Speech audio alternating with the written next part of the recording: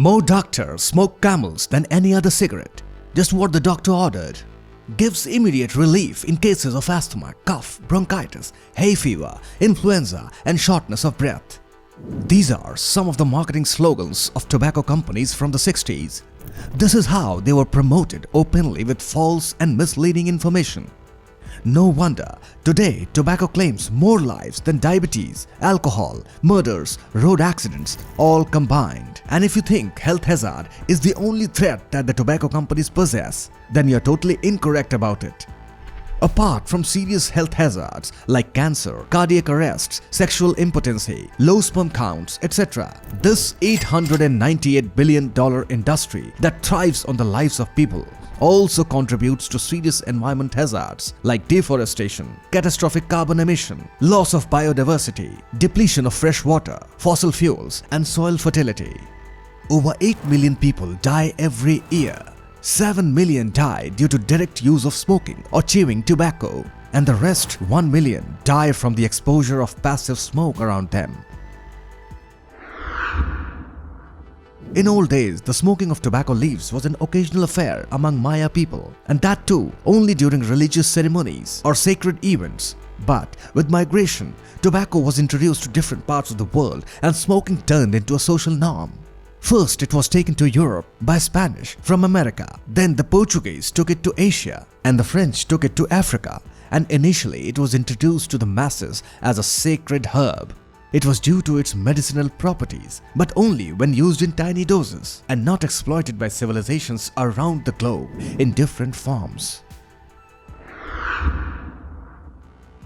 Today, smoking and abuse of tobacco has taken the form of a social tool, and surveys claim that most of the smokers around the globe begin their journeys from the age of 14 to 15 only. The age of 11 to 13 is when 70% of the smokers had their first puff. When the reasons behind such concerning figures were studied upon, a number of reasons were found to be the initial triggers: peer pressure, parental influence, media influence, stress and anxiety.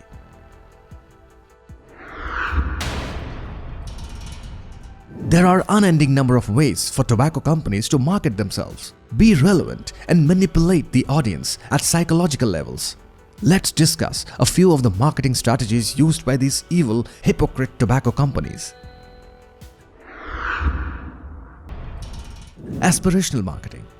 This is a strategy tobacco companies still follow, but during the 80s and 90s, tobacco companies made advertisements that showed a smoker as a more successful, enterprising, and socially elite than a person who didn't smoke.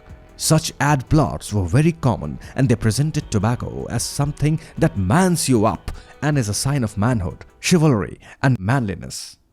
The first attempt of women-targeted advertisements by tobacco companies began in 1920s, and it followed the conventional methods of celebrity endorsements, where famous female celebrities were shown smoking, and smoking was directly intertwined with the idea of empowering women. Smoking was promoted as an act of manliness among men, and with the equal rights of women campaigns taking over the society, the tobacco giants made a pivot and began branding it as something that promotes equality, and women who smoked were looked upon as empowered females. But the nicotine in tobacco was more harmful and addictive to females than males, and this was later scientifically proven when the data of men to women smokers were revealed, and almost 60% of women under the age of 16 were regular smokers, while 47% of men under the age of 16 were regular smokers. The rumors about smoke contributing to weight management for women and helped them cope better with stress were some of the other factors that drove more women into smoking. During the early days, tobacco companies would onboard the most desired and celebrated personalities from various fields of movies, sports, etc. And in exchange of hefty fees, the celebrities were seen consuming tobacco themselves, promoted smoking as a cool activity, and most of their young adult fans who admired them were driven to tobacco because of such ads. In other cases, the celebrities were not just humans but popular cartoons as well. Cartoons were also presented smoking in posters and banners that impacted the minds of adolescents and normalized tobacco abuse in their subconscious minds. The era of early 50s to late 90s was the time when multiple studies, surveys and data was collected and presented that discussed the ill effects of tobacco on health. But almost all the tobacco companies kept denying the claims until the late 90s, when it became impossible for them to not accept the ill effects. In fact, there were brands like Camels that promoted itself as the doctor's favorite brand for cigarettes. Brands like Philip Morris made claims of their cigarettes as healthy and beneficial for human brain development. It didn't just stop there. A lot of high designated doctors of those times were brought and were forced to authenticate fake reports that claimed that cigarettes had zero harmful impacts on the human body. Due to a strict ban on advertisements from tobacco, this strategy is long lost. But during the 90s or late 80s, tobacco companies sponsored sports events, concerts, and other public events. Free giveaways was also a popular marketing tactic where tobacco companies gave away free cigarettes and other newly launched tobacco products to the people at clubs, pubs, bars, etc. Aspirational marketing is a method that has still managed to be relevant, with its plot of a smoker being more successful man. Just the placement of story has slightly shifted from TV advertisements to characters in movies, web series, etc. With passing time, the influencers bagged a big amount of fame, and with that, all the tobacco companies approached them to promote their products. Influencer marketing is one of the most successful marketing strategies according to the surveys of 2021 and 2022. Surrogate marketing came in place after the imposition of advertisement bans on tobacco companies for misleading and false claims.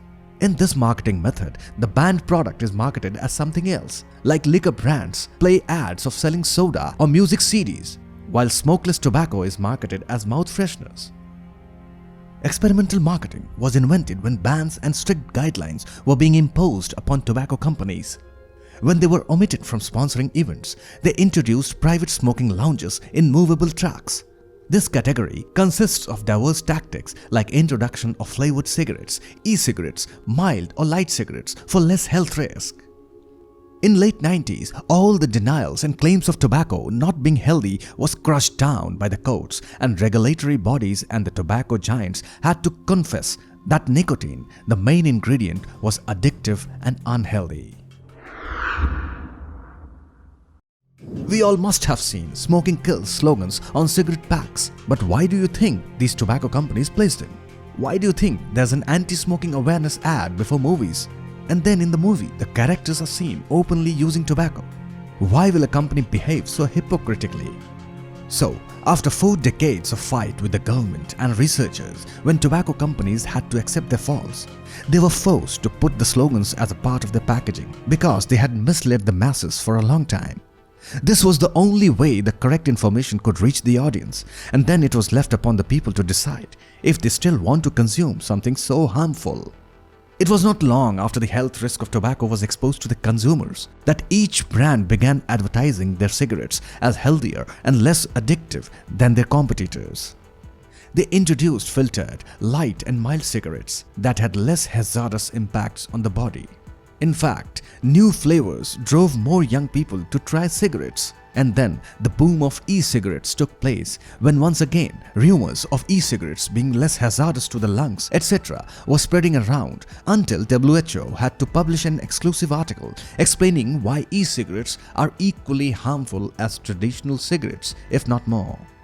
Similarly, the trend of hookah, cigars, etc. were introduced by these tobacco companies to be relevant to the masses, drive more youngsters to try their brands, and studies also claimed that in the last 3 decades, the nicotine was almost doubled in the products to make it more addictive. Hence, people struggle like mad to quit smoking and chewing of tobacco. To add more to their hypocrisy, some tobacco companies have also introduced anti-smoking gums or tablets that claim to help people in quitting tobacco. But after decades of history of tobacco companies lying and hiding the health hazards of their products, should we really trust them again? Stricter bans on any kind of direct, indirect or surrogate advertisements of tobacco should be implemented.